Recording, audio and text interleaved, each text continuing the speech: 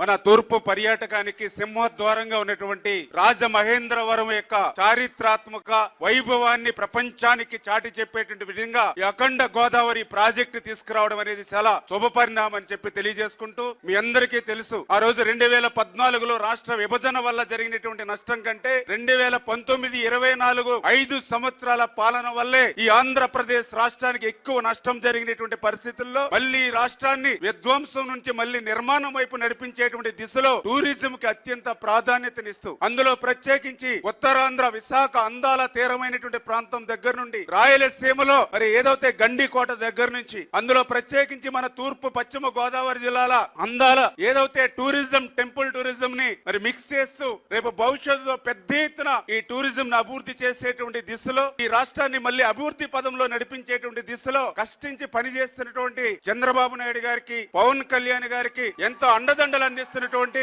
మన ప్రియతమ ప్రధాని నరేంద్ర మోడీ గారికి కూడా ఈ సందర్భంగా కృతజ్ఞతలు తెలియజేసుకుంటూ సెలవు తీసుకుంటున్నాం. Thank you.